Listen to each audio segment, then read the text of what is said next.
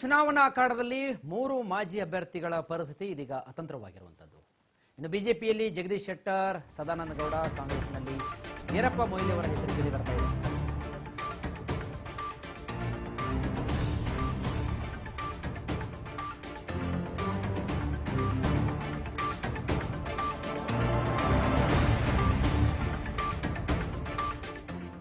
ಎಸೆದು ಲೋಕಸಭೆ ಚುನಾವಣೆ ಹಿನ್ನೆಲೆಯಲ್ಲಿ ಚುನಾವಣಾ ಅಖಾಡದಲ್ಲಿ ಮಾಜಿ ಹಿರಿತಲೆಗಳಂತಲೇ ಹೇಳಬಹುದು. ಇದೀಗ ಪ್ರಮುಖ 3 ಅಭ್ಯರ್ಥಿಗಳ ಒಂದು ಪರಿಸ್ಥಿತಿ ಅತಂತ್ರವಾಗಿರುವಂತದ್ದು.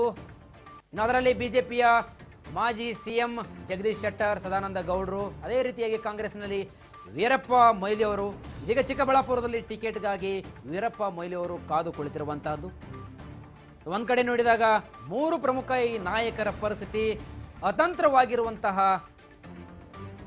ಪರಿಸ್ಥಿತಿ ನಿರ್ಮಾಣವಾಗಿರುವುದು. ಬಿಜೆಪಿಯಲ್ಲಿ ಜಗದೀಶ್ ಶೆಟ್ಟರ್ ಮತ್ತೆ ಸದಾನಂದ ಗೌಡರಿಗೆ ಕೂಡ ಇನ್ನೂ ಕೂಡ ಟಿಕೆಟ್ ಸಿಕ್ಕಿಲ್ಲ ಅಧಿಕೃತವಾಗಿ. ಒಂದ್ ಕಡೆ ಬೆಳಗಾವಿಯಲ್ಲಿ ಮಾಜಿ ಸಿಎಂ ಜಗದೀಶ್ ಶೆಟ್ಟರ್ ಅವರ ಹೆಸರು ಕೇಳಿ ಬಂದಿದೆ, ಬಹುತೇಕವಾಗಿ ಇದೆ ಅಂತ ಅಂದ್ಬಿಟ್ಟು ಅಂತಿಮಗೊಂಡಿಲ್ಲ. ಆದರೆ ಜಗದೀಶ್ ಶೆಟ್ಟರ್ಗೆ ಇದುವರೆಗೂ ಕೂಡ ಯಾವುದೇ ರೀತಿಯಾದಂತಹ ಅಂತಿಮ ಘೋಷಣೆ ಪ್ರಕ್ರಿಯೆ ಕೂಡ ಬಿಜೆಪಿ ವಲಯದಲ್ಲಿ ಮೂಡಿ ಬಂದಿಲ್ಲ. ಸೊ ಹಾಗಾಗಿ ಟಿಕೆಟ್ ಸಿಗದೆ ಈ 3 ಪರಿಸ್ಥಿತಿ ಇದೀಗ ಅತಂತ್ರವಾಗಿರುವಂಥದ್ದು. ಮತ್ತೊಂದು ಕಡೆ ಚಿಕ್ಕಬಳ್ಳಾಪುರದಲ್ಲಿ ಟಿಕೆಟ್ಗಾಗಿ ಕಾದು ಕುಳಿತಿರುವಂತಹ ವೀರಪ್ಪ ಮೊಯ್ಲಿ ಅವರು ಒಂದ್ ಕಡೆಯಾದರೆ, ಚುನಾವಣಾ ಅಖಾಡದಲ್ಲಿ ಇದೀಗ 3 ಪ್ರಮುಖ ಘಟಾನುಘಟಿ ನಾಯಕರ ಪರಿಸ್ಥಿತಿ ಸದ್ಯದ ಮಟ್ಟಿಗೆ ಅತಂತ್ರವಾಗಿರುವಂತಹದ್ದು. ಸೊ ಹಾಗಾಗಿ ಒಂದು ತಟಸ್ಥವಾದಂತಹ ನಿಲುವನ್ನ ತಗೊಂಡಿದ್ದಾರೆ.